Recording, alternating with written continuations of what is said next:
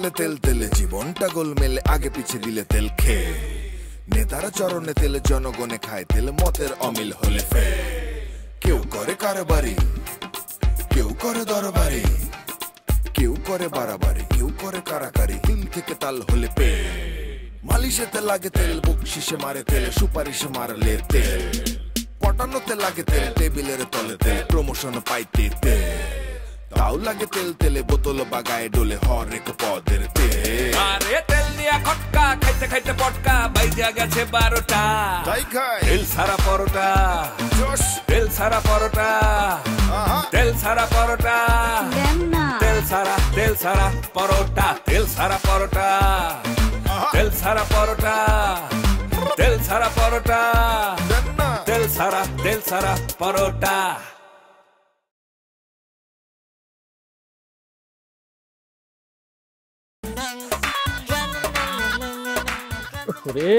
কতক্ষণ ধরে বয়ে রয়েছি পাত্র আইসা বসে রয়েছে সেই কোন সময় পাত্রীর কোনো খবর নাই বাইরে পাত্রী খবর দিয়ে তাড়াতাড়ি নিয়ে আসো পাত্রী স্যার তো আমি বিয়ে পড়াইতে পারবো না আরে ভাই পাত্রী স্যার আপনারা কেউ বিয়েটা পড়াইতে কইছে আইতাছে তো পাত্রীটা একটু সময় দেন বিয়া বাড়ি ব্যস্ত তোমার বাড়ি বুঝেন নাই একটু সময় দেন ম্যাডাম রাস্তায় কাগজপত্র সব রেডি করে রাখছি পাত্রী আইব আর বিয়েটা পড়াই দেবো সিগনেচার করো বাস শেষ আপনি অর্ধেক আগায় রাখেন না হেয়ার সিগনেচারটা লয়ে রাখেন আরে ভাই হায়ার সিগনেচার লইলে খালি হইব নাকি আন্তাজি কথা আর কতক্ষণ লাগবে ভাই সাথে একটা ফোন দেন আপনি আরে ভাই একটা মানুষ কয়বার ফোন দেন আমি তো সকালতে ফোনই দিতেছি আমার রাত্রেবেলা ওকে লেখছে ওকে মানে বুঝেন কনফার্ম আইব আপনি তো আমাদের 4 ঘন্টা ধরে বসাই রাখছেন আর কতক্ষণ লাগবে ভাই ধৈর্য ধরেন একটু শুভ কাজে একটু ধৈর্যটা ধরেন একটা মাইয়া মানুষ আপনি তো পোলা ড্যাং ড্যাং করে আয়া পড়ছেন আর মায়া তো মহলার ভিতরে আইতেছে বুঝেন নাই আমরা সকলেই জানি যে ব্ল্যাক ডায়মন্ড কালো জিরা তেলের রিসেন্ট যে বিজ্ঞাপন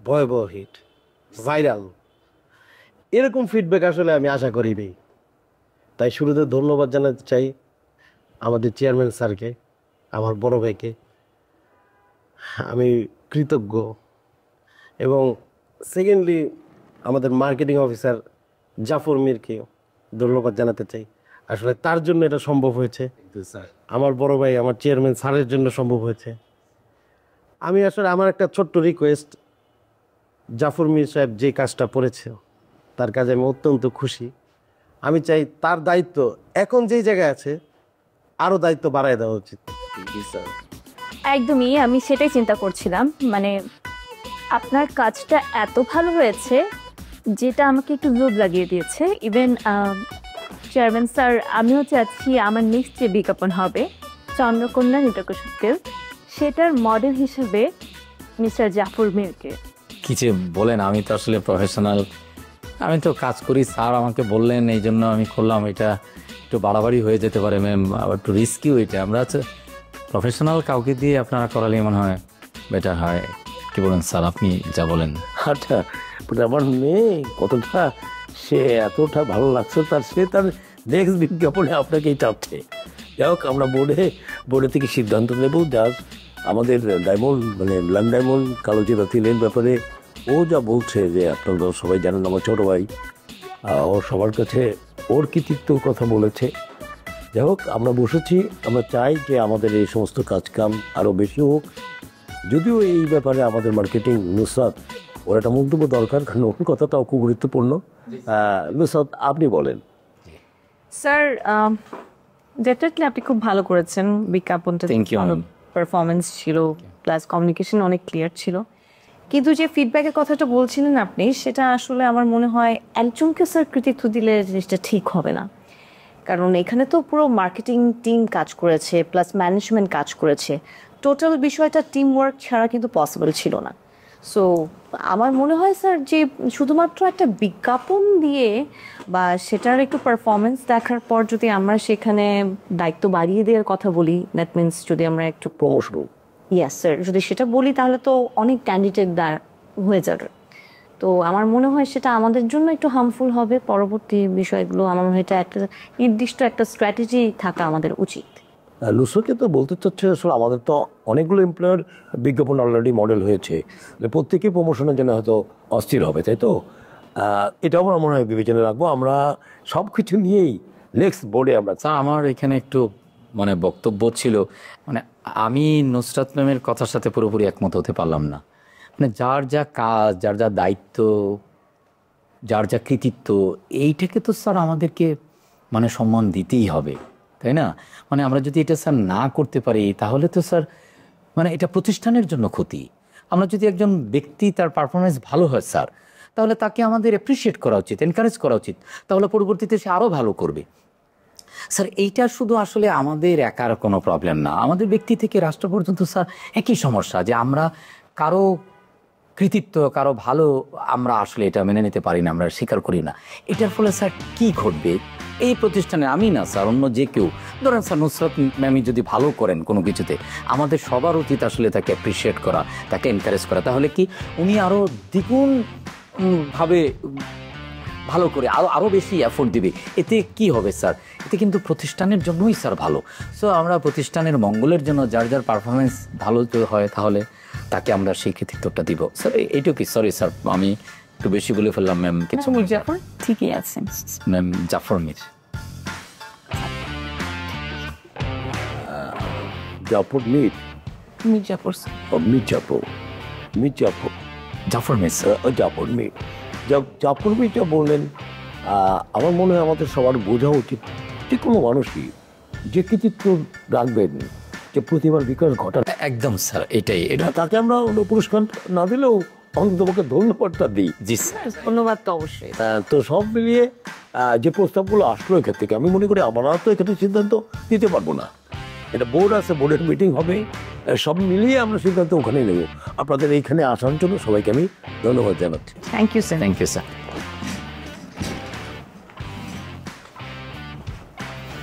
সামোসা। ভাইরে তাড়াতাড়ি ফোন করে পাত্রী আনো, না কোন সময় কোন বিপদ আয় যে গাড়ির মধ্যে পড়বো বলা যায় না।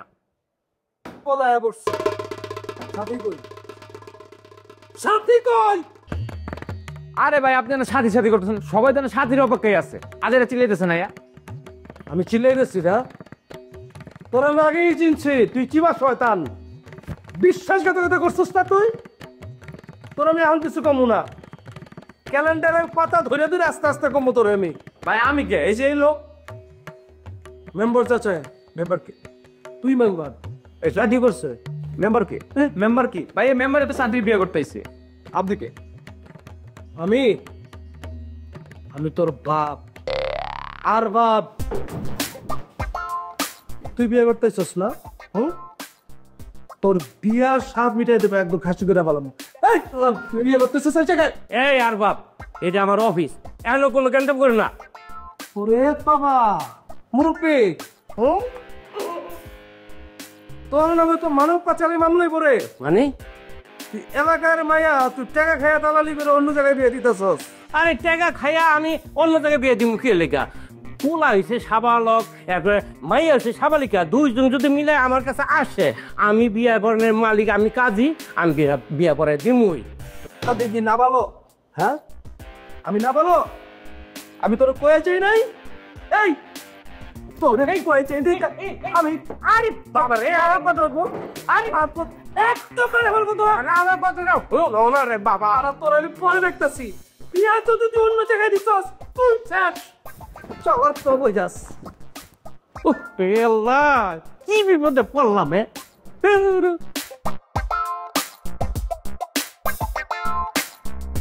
দুর্নীতি, স্বজনপ্রীতি আর বৈষম্যে দেশ ভরে গেছে। দুর্নীতি করব না, বৈষম্যের সাথেও থাকবো না। আসুন ব্ল্যাক ডায়মন্ড কালো জিরার তেল খাই।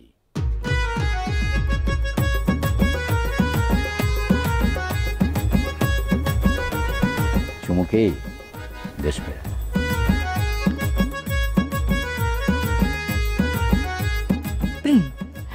মীর সাহেব, আমরা জাস্ট অবাক, মানে উই আর সারপ্রাইজড। তবে আপনার উপর আমার কিন্তু কনফিডেন্স ছিল, মানে আমি জানতাম যে আপনি পারবেন। আর আপনার মুখে যে ট্যাগলাইনটা, মানে চুমুকেই দেশপ্রেম, মানে এত দারুণ করে দিয়েছেন না, মানে জাস্ট এখানে এসে লেগেছে। আর যার কারণে কিন্তু সবাই এরকম কানেক্ট করতে পেরেছে। ম্যাম এখানে আমার কোনো কৃতিত্ব নেই, আমি তো জাস্ট একটা উপলক্ষ মাত্র। আমি স্ক্রিনের সামনে কাজ করছি, আর আমি তো প্রফেশনাল কোনো অ্যাক্টরও না, আমি তো ছাপোষা একজন কর্মচারী মাত্র। আপনি তো সবকিছু করেছেন, আপনি পিছনের কারিগর, আপনি এটা ডিরেক্টর। তো আপনি যেভাবে আমাকে করতে বলেছেন আমি সেটা করেছি। এখন কি হয়েছে না হয়েছে সেটা তো আর আমি জানি না। তবে আমাকে যদি ব্যক্তিগতভাবে আপনি বলেন তাহলে এটার সমস্ত কৃতিত্ব আসলে আপনার ম্যাম।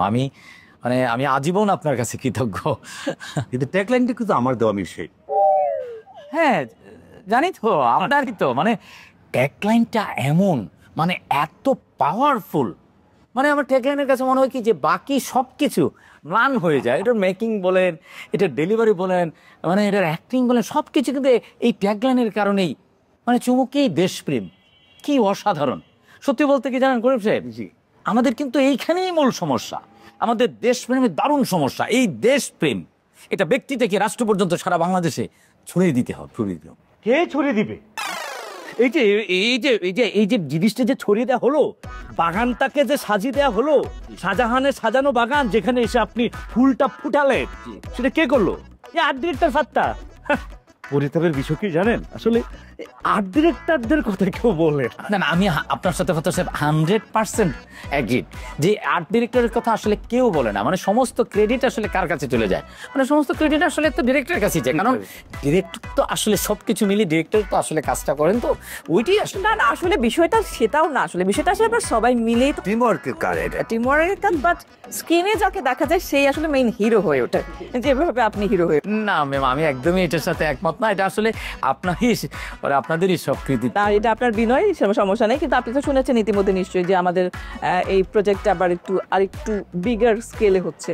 জি ম্যাম, কিন্তু আমি শুনেছি, কিন্তু আমি একটু কনফিউজড ছিলাম। আমি আসলে চেয়েছিলাম যে আপনার মুখ থেকে আসলে শুনি, যে আপনার মুখ থেকে শুনলে না আমি কমিউনিকেট করতে পারি। না, আমি তো তখনই বলেছি যখন আপনি শুটিং করছেন, তখনই বলেছি।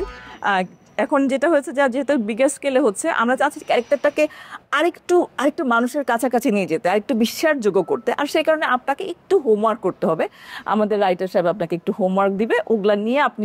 আমি তো প্রথমত আমি চাই যে ওটা তো আমি করতে চাইনি, আপনি বলছেন, আমি তো আর মানা করতে পারিনি।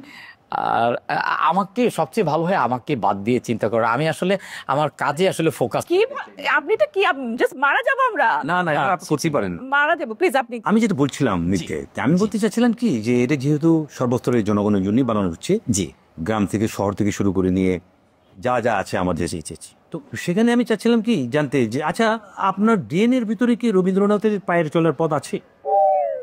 আপনার ডিএনএর ভিতরে কি একটা এদো পুকুর আর কলা গাছ আছে কি? কিংবা আপনার ডিএনএর ভিতরে কি পুকুর থেকে ভেসে আসা হাঁসের ডাক আসে কি? ওটা কথা বলুন না, বুঝে রবার্ট ব্রাউনিং কি বলেছে, যে it was roses all the way, with myrtle with mix dead and soul. আমি আপনাদের মতো শিল্প সাহিত্যের ব্যাপারগুলো এত বুঝি না। আমি মার্কেটিং এর লোক, এত সুন্দর করে আমি গুছিয়ে কথাও বলতে পারবো না। তো আমি এইটুকু যে আমি তো আপাতমস্তক গ্রামের ছেলে। তো আচ্ছা, তো গ্রামের সূর্যোদয় যেরকম আমি দেখেছি, সূর্যাস্তও দেখেছি। মেঠো পথ আইল দিয়ে চলে যাওয়া, কিশোরীর চলে যাওয়া, সন্ধ্যাবেলায় কিশোরীর বাড়ি ফেরা। আমি দেখেছি ধরেন পুকুরের ঝাপাঝাপি করা, কচুরিপানা পুকুরের পানিতে, নদীর পানিতে, খালের পানিতে ভেসে যাচ্ছে, শাপলা ফোটা, এগুলো আমি দেখেছি। এইবার আমি বুঝতে পেরেছি। জি ম্যাম, সেই কারণে আপনি যখন ট্যাগলাইনটা বলেন না, মনে হচ্ছে যে মাটি থেকে কেউ বেরিয়ে এসে কথাটা বলছে। ম্যাডাম আমি তো মাটিরই মানুষ। এই ফিলটা কার সবার হয় না, আসলে আপনার হয়েছে। জি ম্যাডাম, থ্যাংক ইউ। না, আপনার যদি সমান তালে বলছেন, মার্কেটিং এ যেভাবে যাচ্ছেন আপনি অ্যাক্টিং এবং আর্টিস্ট হিসেবেও মডেল হিসেবেও একদিক দিয়েই যাচ্ছেন, কিন্তু আমি অনেক খুশি হয়েছি। ওটা আমার ডেস্টিনেশন না করেন স্যার। ম্যাম, আপনারা কিছু খাবেন? চাটার কাপ?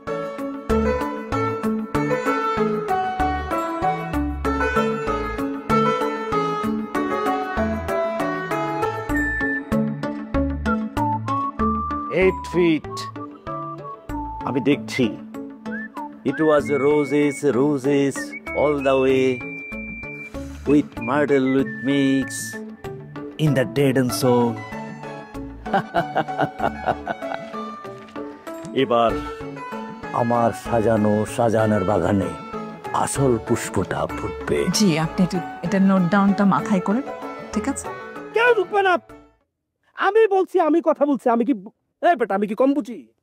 সব কটা পোলাবেন বাইরে থাকো, একজন ঢুকবে না। চুপেন।